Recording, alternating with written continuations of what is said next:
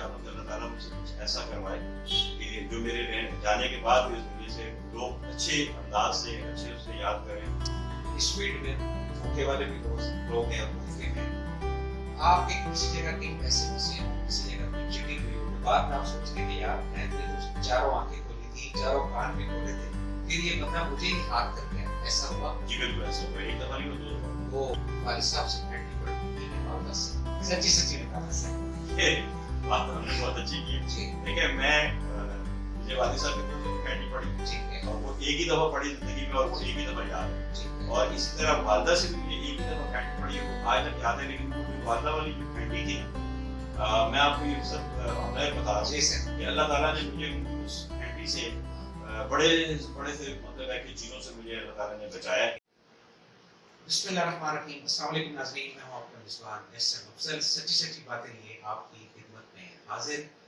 आज हम जिनसे बात करेंगे राजा साहब, राजा मज़हर साहब, एक नाम उनका, एक उनका 20-25 साल से एक डिफ्थीरिया अदारा है, उसके साथ मुंसलिक हैं। और उसके अलावा भी हम जानना चाहेंगे सच्ची सच्ची बातें उनसे, कब कराची आए, कहाँ से स्टार्ट किया, ये सारी चीज़ें। तो आगाज करते हैं अपने प्रोग्राम का। अस्सलाम वालेकुम भाई साहब। वालेकुम सलाम। कैसे हैं सर आप? अल्हम्दुलिल्लाह ठीक है अल्लाह सर, सच्ची सच्ची बातें, ठीक है कि नहीं? नहीं लेकिन ऐसी सच्ची नहीं कि वो बिल्कुल ही जो है ना तब्दीली आ जाए। नहीं वैसा बस सच्ची ये बताएं राजा साहब कि कौन से सर में आप कराची में शिफ्ट हुए? मेरे ख्याल में जी मुझे जो मेरे पेरेंट्स लेके आए थे 1965 में, जब मैं 3 साल का था। ओके, तो स्टिल 1965 से जी कराची में हुआ अल्हम्दुलिल्लाह। मेरी पूरी ग्रोथ जो कराची में हुई, मैं एजुकेशन जो मेरी कराची में हुई, उसके बाद मैंने जो बिजनेस स्टार्ट किया वो भी कराची में, और आज तक भी कराची में। अच्छा ये बताएं राजा साहब के तालीम भी आपने करके इसी जी कराची के अंदर हुई। जी। और कुछ सवालात इस तरह के मैं करूँगा, मे भी शायद आपको बुरे भी लगे, लेकिन मेरी कोशिश ये होगी कि सच्ची सच्ची बात हो। बाय नेचर आप शरारतन हैं या कूल आदमी? मेरा जो बचपन या लड़कपन जो था कॉलेज लाइफ तक, वो मैं काफ़ी यानी कि शरारती था, एक्टिव था। ज्यादा करीब आप किसके थे, वालिद के या वालिदा के? देखें ये तो सच्ची सच्ची सच्ची बात बात ये है हाँ कि मैं पेरेंट्स दोनों के साथ था, हाँ और मेरी जो अटैचमेंट थी वो दोनों के साथ बहुत अच्छी थी। अल्लाह ताला उनको दोनों को बख्शे, उनके दर्जात आमीन बुलंद करवाए। आमीन। तो मेरे वालिद साहब की पहले डेथ हुई, और उसके बाद फिर मेरी वालदा की कभी तकरीबन 3 साल में डेथ हुई है। तो मतलब फिर वालदा के साथ बहुत ज़्यादा रहा। लेकिन जो शुरू की बात थी, वालिद साहब का जो खौफ डर जी वो अपनी जगह मौजूद होता था जब तक। तो उसके बाद जब मेरी शादी हो गई, बच्चे हो गए, फिर वो फ्रेंडली हो गए। तो उसमें ये कि फिर वालिद साहब के साथ भी ऐसे था जैसे क्योंकि घर में बहन भाइयों में भी ज़्यादा वो अटैचमेंट मेरे साथ थे। तो वालदा के साथ तो ये था कि जो आखिरी उनके तकरीबन 6-7 साल थे, जो कि वो तकरीबन हम माँ बेटे इकट्ठे ही थे। माशाल्लाह। अच्छा ये बताएं कि बहन भाइयों में आपका नंबर क्या है? मैं जी तीसरे नंबर पे हूँ। इससे बड़े 2 बहन भाई थे, हाँ वो दोनों भी अल्लाह को प्यारे हो चुके हैं। जी। अब बहन भाइयों में मैं बड़ा हूँ, मैं वैसे तीसरे नंबर पे। यानी फैमिली में तीसरा नंबर आपका था। अच्छा वो कहते हैं तीसरा बच्चा होता है उसको रखा होता है दूध नहीं लाने के लिए, ये दुरुस्त बात है? सच्ची नहीं सच्ची ऐसा ऐसा मैं बताऊँ आपको, हाँ। ऐसा नहीं था क्योंकि हम बहन भाई होते। मुझसे एक छोटा भाई था जो मुझसे तीसरी जगह छोटा था, 5वें नंबर पे। जी ये काम ज्यादा मेरे ख्याल में उसने ज्यादा किए अच्छा, हैं उसने एज कम्पेयर टू मेरे। अच्छा ठीक हो गया, सही। अच्छा राजा साहब ये बताएं कि कराची में कुछ ऐसे भी हालात हुए जो हमने पब्लिकली सुनने में आया, कुछ आपके ऊपर ब्लेम लगे थे, तो वो सच्ची सच्ची बताइए ताकि अंदर की बात हो। देखिए मेरे सच बोलने से पहले तो आपने अपनी गुफ्तगू में कह दिया है कि मुझ में ब्लेम लगे। जी। ब्लेम आपको पता है सच्चा होता नहीं है, जी जी बल्कि हमारे तो दीनी लिहाज से उसको ये किया जाता है कि आप उसके जो किसी पे भी बहतान, भुगतान जी तो बिल्कुल वो सही। बहतान की जो सजा है वो देख लें, और वो उस जिस आपका जिक्र करना चाह रहे हैं, जी जी और सच्ची सच्ची बात ये है कि हाँ। उसको आप खुद भी एडमिट करेंगे जी कि उस बहतान का जो रिजल्ट है वो उनको कैसा वो मिला। अल्हम्दुलिल्लाह बिल्कुल नीट एंड क्लीन हो गया, बिल्कुल बिल्कुल जड़ से जो है वो खत्म हो जी। गया अल्लाह की देन। वो डे 1 से देखें, मैं ये कहूँ कि वो डे 1 से जिसकी अमानत थी अल्लाह ताला ने उसको कर दी। मेरा आपको पता है डे 1 से मैंने ये कहा था कि ये चीज़ें, क्योंकि मैंने कोई ऐसा कोई मुझे अल्लाह ताला का बड़ा करम एहसान है कि मैं ये कहता हूँ सारे दुनिया भरमगा ये कहता हूँ मैं हर जगह, मैं अगर 24 घंटे भी सजदे में रहूँ ना, तो रब्बुल आलमीन की मैं शुक्र नहीं अदा कर सकता उस वजह कि मुझे अल्लाह ताला ने जितना हर चीज़ से नवाजा, मुझे अल्लाह ताला ने जितनी शौहरत भी दी, दौलत भी दी, औलाद भी नेक सालिह, फिर औलाद की तालीम याफ्ता, ये सारी चीज़ें मुझे अल्लाह ने, जो इंसान ज़िंदगी में जो चाहता है ना, मैं शुक्र अल्हम्दुलिल्लाह मुझे अल्लाह ताला ने वो सब कुछ दिया। तो मैं अल्लाह ताला का जितना भी शुक्र अदा करूँ कम है। तो मैं ये मुख्तसरन यही कहता हूँ कि मैं अगर 24 घंटे भी सजदे में रहूँ ना, तो मैं उस ज़ात का शुक्रिया अदा नहीं कर सकता, ना शुक्र कर सकता हूँ, ना कोई कर सकता है। तो लिहाजा अल्हम्दुलिल्लाह, तो वो जैसे आपने कह दिया कि वो ब्लेम था, बहकान था, वो अल्हम्दुलिल्लाह अल्लाह ने किया, और जो है वो मतलब आपके सामने ये सब। अच्छा राजा साहब ये बताएं कि अब आप भी माशाल्लाह जिस स्टेज पर हैं, आपके वालिद साहब भी एक स्टेज पे, ये भी सच्ची सच्ची बताइएगा, क्या चीज़ें ऐसी आप अपने फैसले करने में, फैमिली के फैसले करने में, जो आपने अपने वालिद से सीखा, या आपके वालिद बेहतरीन फैसला करते रहे हैं, या आपको फील होता है कि यहाँ पर वालिद साहब गलत फैसला करते थे? ये सच्ची सच्ची जरा थोड़ा सा। ये देखें, कोई भी वालिदैन, वो मैं हूँ या कोई और हो, इस तरह जो मेरे वालिदैन थे, कभी भी कोई वालिद या वालिदा अपनी औलाद के लिए गलत फैसला नहीं करता। मैं तो इस चीज़ को कभी नहीं एडमिट करता, क्योंकि कोई वालिद या वालिदा मेरा ख्याल में अपनी औलाद के लिए कोई गलत फैसला करने का सोच भी नहीं सकता। ये हकीकत है, और इसीलिए, और ये बस औक़ात ही होता है कि इंसान जो फैसले करता है वो अल्लाह ताला की रज़ा उसमें कुछ और होती है, तो इसलिए ये है ना, वो फैसले इंसान को गलत लगते हैं। लेकिन मैं समझता हूँ कि कोई भी मेरे वालिदैन ने आज तक अपनी दानिश से कोई ऐसा फैसला नहीं किया जिसको मैं ये कह सकूँ कि गलत है। अच्छा राय साहब ये बताएं कि वालिद साहब से फैंटी पड़ती थी या वालिदा से? सच्ची सच्ची बताना सर। ये बात हमने बहुत अच्छी की है।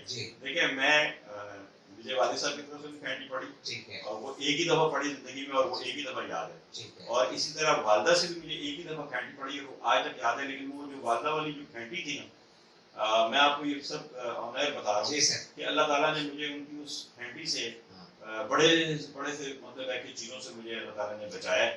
कि मतलब है कि उन्होंने जिस फैंटी वो डाली, मुझे आई थिंक मैं 2nd क्लास में था, मुझे याद है आज भी, और जो उन्होंने मारे, और फिर मुझसे जो ना वो एक कहावत है ना कि नाक की लकीरें भी, वो हकीकत में उन्होंने मुझसे निकलवाई, और मुझसे जो तौबा करवाई, और वो आज तक ज़िंदगी के, आज मैं 60 साल का होने वाला हूँ, तो अल्हम्दुलिल्लाह मैंने वो काम नहीं किया। तो वो मतलब है, और वो काम मुझे इतना फेवर में ले गया कि जैसे मेरा माहौल था, ये जो जैसे कि मेरी हल्का है बात है, दोस्त से बात है, मैं शायद अगर वो मेरी वालिदा मुझसे हलफ ना लेती तो शायद मुझ में कोई 2-4 बुराइयाँ होती। बहुत अच्छी बात की। अच्छा ये बताइए, जिस तरह आपके वालिदैन ने आपको कंफर्ट जोन में दिया है, जिस तरह भी पाला, क्या आपका भी वही अंदाज था अपने बच्चों को पालने का, या डिफरेंट था? ये भी सच्ची सच्ची बताइए। यहाँ पे देखें, मैं ये कहूँगा कि जो मेरे वालिदैन ने, देखें मेरे वालिदैन के जो वसाइल थे, उसके हिसाब से अल्हम्दुलिल्लाह उन्होंने बहुत अच्छा किया, क्योंकि वो उनके जो अपने हालात से, जो मेरे वालिद साहब अपने हालात जब बताते थे तो वो बात पर रो पड़ते थे। उन्होंने बहुत मुश्किल वक्त गुजारा, और बड़ी मतलब है कि उन्होंने बड़ा स्ट्रगल किया अपनी लाइफ में। लेकिन जब से मतलब हम पैदा हुए, मेरे बड़े भाई बहन, मैं, बच्चे, हमने अपने माँ बाप के घर में अल्हम्दुलिल्लाह कोई कमी नहीं देखी, और किसी चीज़ की कोई मतलब तंगदस्ती नहीं देखी, और मैं ये कहूँगा कि बहुत अच्छे तरीके से, और अल्लाह ताला ने जो जिस तरह मुझे नवाजा, मैंने पहले भी कहा, मैं 24 घंटे भी अगर सजदे में रहूँ तो अल्लाह ताला की ज़ात का मैं शुक्र नहीं अदा। इसी तरह आगे जो मेरी औलाद है, अल्हम्दुलिल्लाह मैंने जो है ना उनको भी अल्लाह ताला ने ऐसे ही रखा कि कोई चीज़, कोई मिसाइल, कोई कुछ नहीं हुआ। जैसे उन्होंने तालीम हासिल की, जैसे मैंने उनकी शादियाँ की, आप सब दोस्तों को पता है, और अल्हम्दुलिल्लाह वो, और आज जब जो लाइफ अपनी वो गुजार रहे हैं बच्चों के साथ अपने, माशाल्लाह तीनों मेरे बच्चे हैं, तीनों माशाल्लाह इस वक्त जो है ना साहिब औलाद है, तो वो अपने घर में खुश हैं। तो मेरा ख्याल है कि मैं जितना खुश नसीब था, मैं ये कहूँगा कि मेरे वालिदैन की वजह से। लेकिन मेरी औलाद जो है वो एज़ कम्पेयर टू मेरे, वो ज़्यादा फैसिलिटेड थे, ज़्यादा सहूलतें थी उनके पास एज़ कम्पेयर टू हमारे। लेकिन हम जिस माहौल में थे, या जो अरसा था हमारा तालीम का जो दौर था या उसके बाद का, तो उस पॉइंट ऑफ व्यू से हम अपने उन हालात में जाएँ तो मेरे ख्याल में हमारे वालिदैन ने बहुत अच्छा हमें ग्रोथ की है। अच्छा, आप 3 माशाल्लाह बेटों का आपने जिक्र किया, बच्चों का, उसमें से ज़्यादा फैंटी किसको लगाई है आपने? ये भी सच्ची बता दें। मेरे ख्याल में मेरे बच्चों को अल्हम्दुलिल्लाह वो इतने थे कि उसमें कोई ऐसी कोई डांट ट्रबल जरूर की है, लेकिन फैंटी मेरे ख्याल में किसी बच्चों को ऐसी नहीं लगाई मैंने कि भाई कोई ऐसी नौबत आई हो कि पढ़ने की। ज़्यादातर बच्चे जो ना मार खाते हैं, जैसे मैंने वाले साहब के उससे था कि पढ़ने में मैं एक मजमून में फेल हो गया था, तो उन्होंने उस पर मुझे एक थप्पड़ मारा था, उसके बाद में कभी फेल नहीं हुआ। तो इसी तरह मेरे बच्चों में ये था कि मेरे बच्चों ने माशाल्लाह MBA किए, और बेटा मेरे जो उसने न्यूयॉर्क से मतलब ऑनर गवर्नमेंट यूनिवर्सिटी जो न्यूयॉर्क है, ये भी माशाल्लाह टॉप 10 यूनिवर्सिटीज़ में आता है, उस वहाँ से उसने MBA किया और जो बेटियाँ वो यहाँ बैरियर यूनिवर्सिटी से किया। तो लिहाजा वो मरहल में पढ़ने लिखने में इतने ज़्यादा वो थे, तो लिहाजा कोई ऐसी और बाकी और कोई ऐसी खास कोई कांड पड़ या घंटी वाली बात नहीं। क्या चीज़ आपको पैनिक करती है? पैनिक करती है? हाँ, कि बस ये नहीं होना चाहिए, ये क्यों, ऐसी क्या चीज़? तो वो मेरा ख्याल है कि जो हमारे माशरे की जो एक मुनाफिकत वाली जो है ना बातें, या जो अनरियलिस्टिक जो है किसी पे वो करना या कोई ऐसी चीज़ें होना, वो नहीं होनी चाहिए। ये कि आप खाम किसी पे कोई ऐसी चीज़ें करें या मैं करूँ या आप करें, कोई भी करे, मतलब वो नहीं होना चाहिए। हमें जिस तरह के हमारे दीन में बताया गया है, हमें उस तरह सिंपल और सादा और सच्चा होना चाहिए। मौसीकी जो है वो कौन से गाने आपको अट्रैक्ट करते हैं कि आप महव हो जाते हैं? भाई मैं आपको जो सीधी बात सच्ची कि सच्ची। अब जो है हाँ जी, वो मतलब बचपन में या उसमें मैंने मतलब सुना, जी, लेकिन अब जो है ना वो मौसीकी का इतना कोई खास वो नहीं है, अट्रैक्शन नहीं करते। अट्रैक्शन नहीं है ना, मतलब है कभी शौक है। इवन कि आप वो सुन के हैरान होंगे कि मैं मेरी गाड़ी में भी मैंने वो कोई CD प्लेयर या USB का कोई ऐसा सिस्टम नहीं रखा हुआ ठीक। कि मैं म्यूजिक सुनूं। ये तो कड़वाहट क्यों आते हैं मौसीकी से? इसका कड़वाहट नहीं है, हाँ, मतलब इतने सुनी और इतना वो थे। अब क्योंकि उम्र के हिस्से में जी, अब मौसीकी का वाला नहीं है, वहाँ कोई नात अच्छी हो वो सुन ली या कोई मतलब कव्वाली अच्छी हो वो सुन ली, बाकी जो ये फास्ट म्यूजिक है ये नहीं सुनते। देखिए वैसे मैं आपको कम बेश माशाल्लाह 15-16 साल से देख रहा हूँ। अल्लाह पाक आपको सलामत रखे, आपको एनर्जेटिक रखे। वक्त के साथ साथ आप ये जो बात कर रहे हैं ना कि जी उम्र, मुझे नहीं लग रहा आपको रिवर्स में माशाल्लाह जा रहे हैं, तो इसका को थोड़ा सा क्लू को राज दें। हाँ, ये मैं ये कहूँगा कि देखिए मैं जो है ना तकरीबन पिछले कोई 5-10 साल से जी, मैंने जो है ना मेरे दोस्त हैं डॉक्टर, तो उन्होंने कहा यार कोई भी चीज़ें जो होती हैं बीमारियाँ ऐसी होती हैं कि जी। आप उनको फिर बाद में रिकवर करते हैं, टैबलेट्स खाते हैं, तो उससे बेहतर ये होता है कि आप अपने आप को परहेज करें। वो कहते हैं कि जो इलाज है वो परहेज से बेहतर है, बेशक, तो बेहतर जो है ना वो परहेज है इलाज से। तो लिहाजा मैंने अपने डाइट पे परहेज किया हुआ है, ठीक है, ठीक है, और उसके बाद मैं रेगुलर अल्हम्दुलिल्लाह फजर के बाद मैं वॉक करता हूँ और मैं एक्सरसाइज करता हूँ, हल्की फुल्की जो भी है, तो वो करके फिर सबसे मेन चीज़ है कि मैंने पिछले 4-5 साल से जो है ना वो शुगर बिल्कुल जो है मैं नहीं लेता हूँ। हालांकि मुझे अल्हम्दुलिल्लाह कोई किसी किस्म की वो नहीं है, और अल्लाह की ज़ात का शुक्र अल्हम्दुलिल्लाह कि मैं कोई गोली टैबलेट्स कोई नहीं लेता, सिंगल यूज इस तरह की चीज़ें तो मैं नहीं करता। तो वो ये एक मेन चीज़ है कि डाइट पे कंट्रोल करता हूँ, सिर्फ 2 टाइम खाता हूँ, सुबह नाश्ता जल्दी कर लेता हूँ, अच्छा कर लेता हूँ, फिर उसके बाद शाम को जो खाना है वो मगरिब के बाद खा लेता हूँ। प्रैक्टिकल लाइफ का आगाज कौन से सन में आपने किया है? रियल एस्टेट मैंने जो ज्वाइन की थी वो मैंने 79 एंड में तकरीबन अक्टूबर नवंबर का महीना था, जी, उस वक्त मैंने जो मैं ज्वाइन की थी रियल एस्टेट। और फर्स्ट डील याद है आपको? जी मुझे फर्स्ट बिल्कुल याद है, जी, और मैंने जो फर्स्ट एक मकान जो रेंट आउट किया था उसका 1200 रुपये कमीशन मिला था, ओ, और एक जो मैंने प्लॉट बेचा था वो भी मैंने, तो उसका भी तकरीबन मुझे 1200 रुपये ही कमीशन मिला था, बनता 1800 था, तो उन्होंने कहा नहीं जब कम देंगे, मैंने कहा कोई बात नहीं। तो वो मुझे दोनों याद है, प्लॉट भी वो 6 का प्लॉट था मैंने बेचा था, और घर था वो CBO अपार्टमेंट था जो मैंने रेंट आउट किया था 1200 रुपये में। सुनने और देखने वालों को यकीन नहीं आएगा। ये बात बिल्कुल स्ट्रेंज है, और आप जो बात कर रहे हैं ये DHA सारा आपके सामने बना है, जी तकरीबन फेज 4, 5, 6, 7। बिल्कुल। यहाँ पे जो आप बैठे हुए ना, जी, यहाँ पे जो मैंने पहला प्लॉट बेचा था वो 200 गज का प्लॉट 53,000 रुपये में बेचा हुआ, ओनली 55,000, 55,000, नॉट 1,55,000, ओनली 55,000 55,000 का 200 गज का। जी। ये बिल्कुल वीरान था। वीरान था। यहाँ पे अभी आप जब यहाँ जी, पे जी, बैठे हुए हैं, जी, ये आबाद नहीं था, ये बिल्कुल जो शुरू का एरिया है जो रेजिडेंशियल के साथ अटैच है, यहाँ पे कोई इक्का दुक्का बिल्डिंगें जो है ना बनी थी, जी, और वो भी बन रही थी या बनी थी, मतलब ये उस वक्त इतना ज़्यादा आबाद नहीं था। समझ।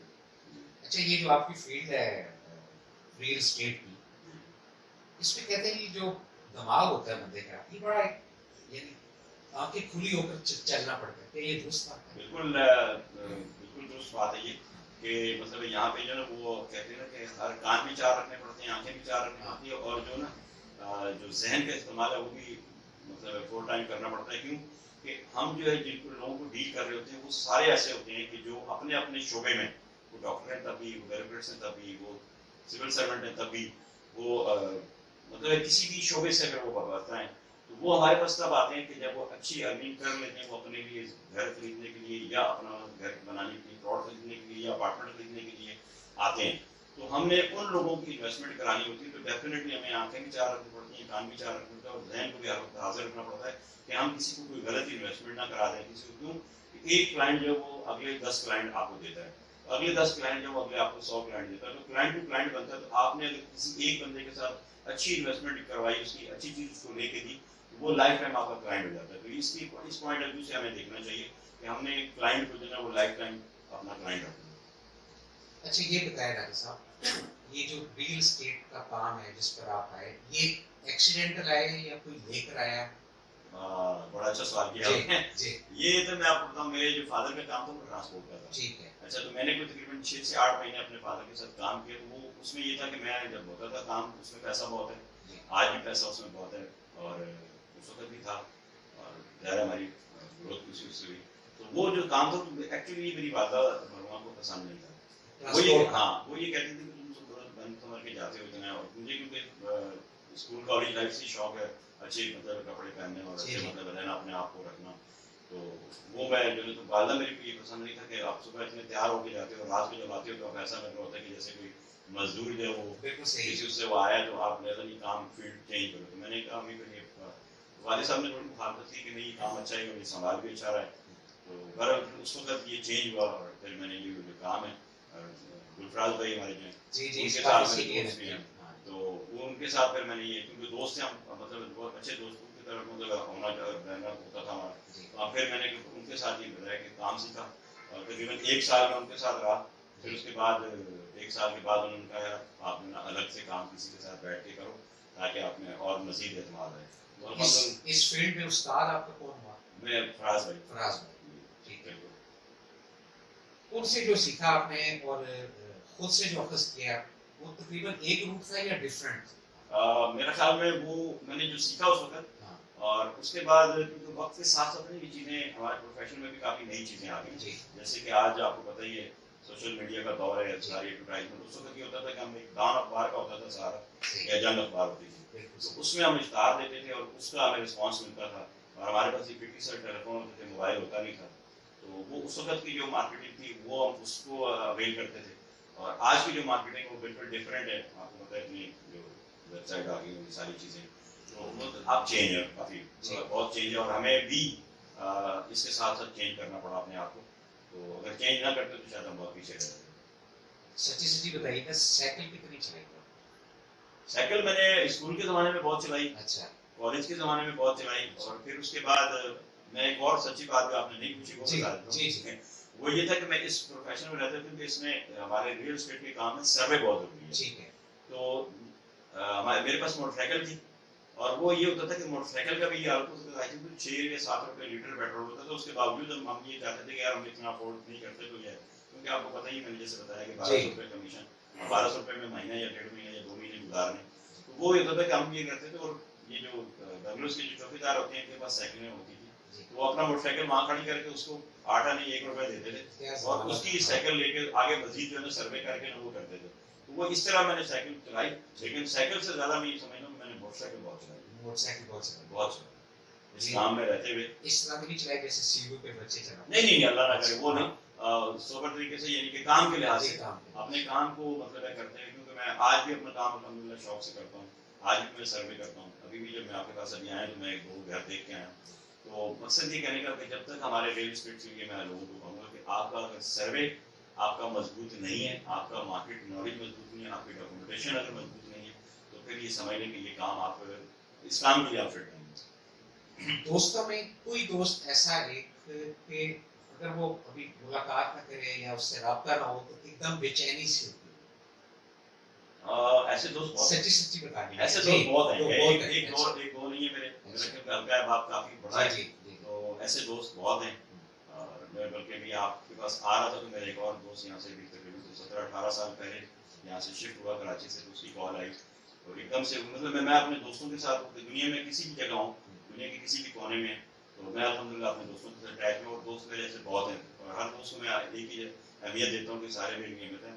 बाकी ये कि यहाँ पे जो है ना वो कराची में भी मेरे काफ़ी दोस्त हैं, मेरी इस फील्ड के भी काफ़ी दोस्त हैं, तो सारे ऐसे ही रोज तकरीबन मुलाकात होती है।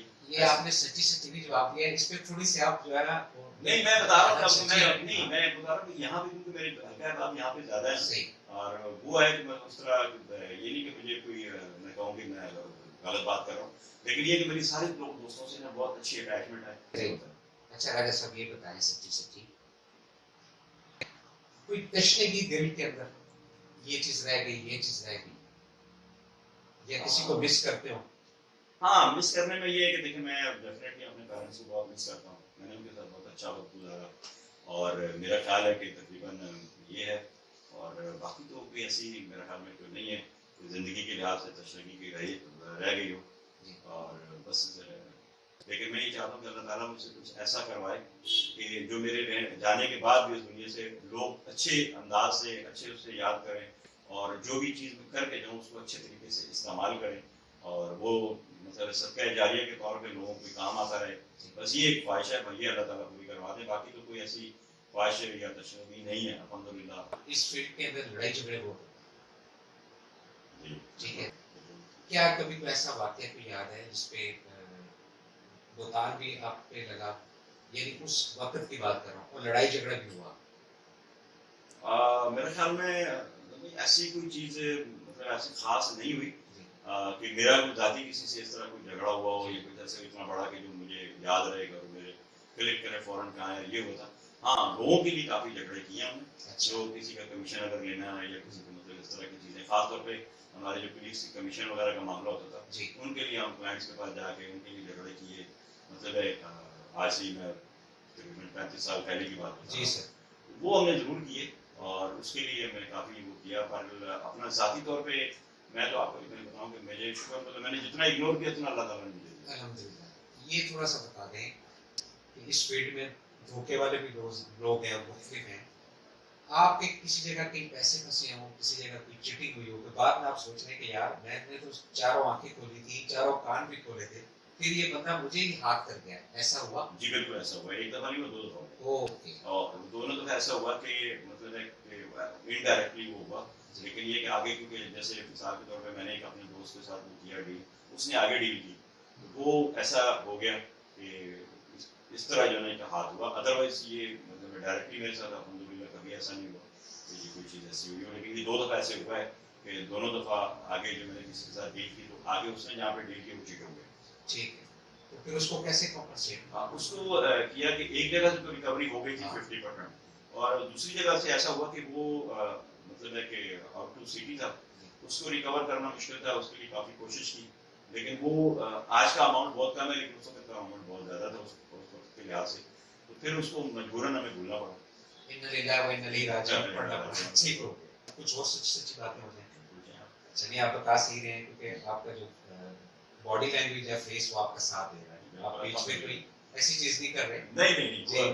वो ये कहते हैं ना कि सच्ची बात है तो फिर सच्ची ही करनी है। हाँ नहीं, बस ये है सर। आगे इंसान में कोई खामी हो तो वो भी बताए, खूबी है तो वो भी बताए, ऐसा कोई नहीं, लेकिन बात सच्ची करनी चाहिए। रियल एस्टेट इस वक्त क्राइसिस में, आपका क्या नजर? देखिए रियल एस्टेट मतलब है कि आप ये कह सकते हैं कि क्राइसिस में आप कह रहे हैं, मैं कहता हूँ नहीं है। ठीक है। उसकी वजह ये कि रियल एस्टेट के क्योंकि अब जो है ना हमारे यहाँ एक फैक्टर्स हैं और कुछ सेक्टर्स भी हैं हमारे रियल एस्टेट के, और उसमें ये होता है कि जो फैक्टर है वो ये है कि अगर कोई एक आदमी एक ही जगह काम कर रहा है तो डेफिनेटली वहाँ पे अगर रैंप आया और वहाँ पे अगर डिक्लाइन है मार्केट और वहाँ पे अगर कोई इस तरह की चीज़ तो वो आप कह सकते हैं। लेकिन जो आदमी मुख्तलिफ जगहों पे काम करता है, लेट्स से कराची वाला जो बंदा है अगर काम करता है, मैं पूरे उसकी ही मिसाल दूं, जी जी। सिर्फ कराची की तो डिफेंस और कैपिटल में जो काम करने वाला है वो डीएचए और डीएचए सिटी में वो भी चल रहा है, और अब क्योंकि यहाँ के लोग बैरियर टाउन में भी उन्होंने काम किया तो लिहाजा वहाँ पे भी मार्केट चली। अब इसी तरह स्कीम 33-45 में भी लोगों ने काम किया तो वहाँ पे भी मार्केट चली।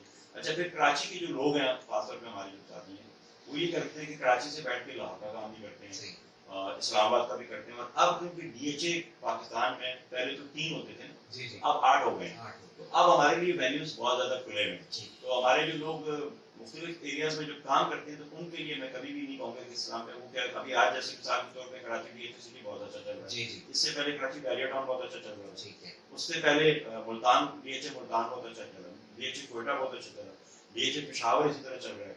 अब डीएचए गुजरांवाला में भी एयर वाई गुना गया तो वहाँ पे भी मार्केट है। तो मतलब हमारे वेन्यूज इतनी ज़्यादा हैं तो लिहाजा मैं ये समझता हूँ कि जो इस तरह का खुले उसमें दिमाग से और दिल से काम करने वाले लोग हैं और मुख्तलिफ एरियाज में काम करने वाले जो लोग हैं उनके लिए मार्केट का कोई इम्पैक्ट नहीं है कि डिक्लाइन है या बुरी है या स्लैम है या मार्केट जो है रुकी हुई है या कारोबार नहीं है, मंदी नहीं है।